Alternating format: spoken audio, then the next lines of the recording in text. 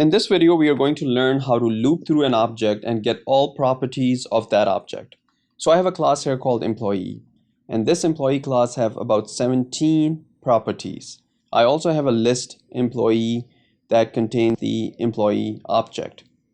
So I have a constructor here called employee. When we create an object from that class, it will create a new list for us called employees. Then I have two methods here. One is get all employees. This method will simply add two employees to that employees list. Then we have print employee records. Print employee records will call get all employee method to make sure that we have two employee added to that employee list. Then it will loop through the list. So we have 4 each loop statements here. The first one here will loop through the employee list to get all the employee objects from that list that we have. And then the second loop will use PropertyInfo class.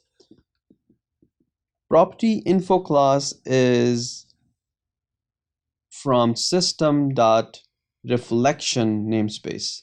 As you can see on my screen here, right on the top. So make sure you add this namespace. This namespace basically contains many more classes that we can use to retrieve information about assemblies, modules, members, and much more. So make sure you add this right on the top here using a keyword using System.Reflection. All right, let's go down and take a look at this loop here.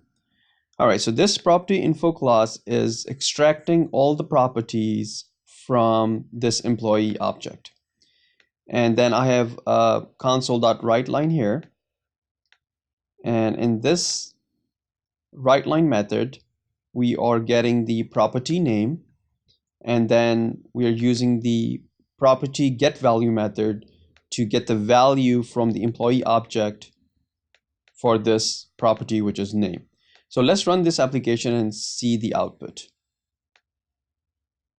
There you go. So I have 2 employees here, and it's basically extracting all the properties that we have in that employee class and automatically displaying it in the console.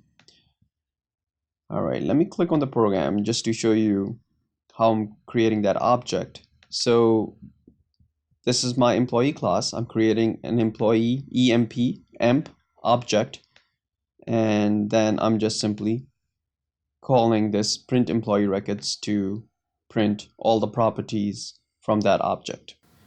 As you can see, this code is very simple and very useful to extract all the properties from an object without writing lines of code. So what I will do is I will provide the link to download the code in the description below. Thank you very much for watching this video. If you think it was helpful, then do not forget to subscribe to my channel. Thank you.